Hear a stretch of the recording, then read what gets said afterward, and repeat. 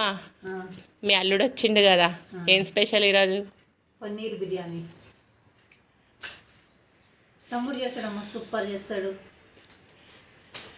తమ్ముడు చేస్తాడా బిర్యానీ? పన్నీర్ వెజ్ దమ్ బిర్యానీలోకి ముందుగా మనం బిర్యానీ గిన్నెను తీసుకొని అందులో పన్నీర్, పచ్చిమిర్చిని ఇలా స్లైసెస్ లాగా చేసుకొని అందులో గరం మసాలా, దాల్చిన చెక్క, లవంగాలు, సాజీరా వేసుకొని హాఫ్ బాయిల్ చేసుకున్న బీన్స్, క్యారెట్, ఆలు, మిల్ మేకర్ వేసి పుదీనా, కొత్తిమీర, జింజర్ గార్లిక్ పేస్ట్, సాల్ట్, కారం, ఫ్రైడ్ ఆనియన్స్ వేసి బాగా కలుపుకోవాలి. మన ఛానల్ని ఎవరైనా ఫస్ట్ టైం చూస్తుంటే సబ్స్క్రైబ్ చేసుకోండి, వీడియోని లైక్ చేసి షేర్ చేయండి. Thanks for watching. తర్వాత పెరుగు కూడా వేసుకొని కలుపుకోవాలి.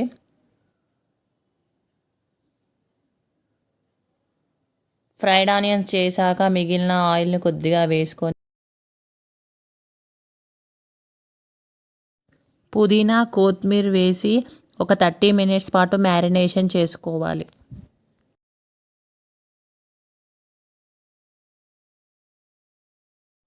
ఇప్పుడు బాస్మతి రైస్ని తీసుకొని 1/2 hour పాటు నానబెట్టుకోవాలి.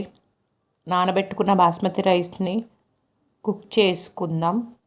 బాస్మతి రైస్లో కొద్దిగా పుదీనా, సాజీరా, సాల్ట్ వేసి 80% కుక్ చేసుకోవాలి.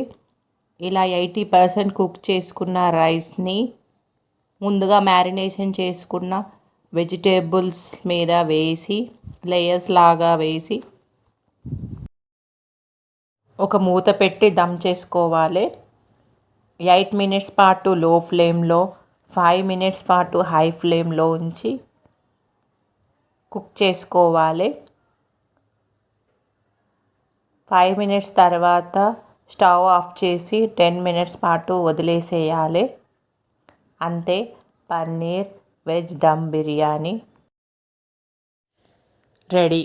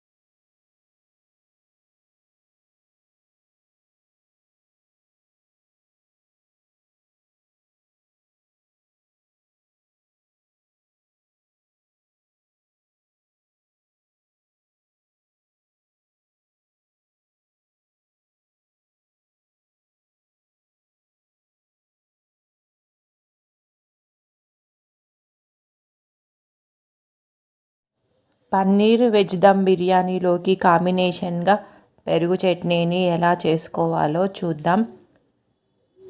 పెరుగును తీసుకొని దాంట్లో కొద్దిగా సాల్ట్ వేసి ఇలా కవ్వంతో చిలుకుకోవాలి.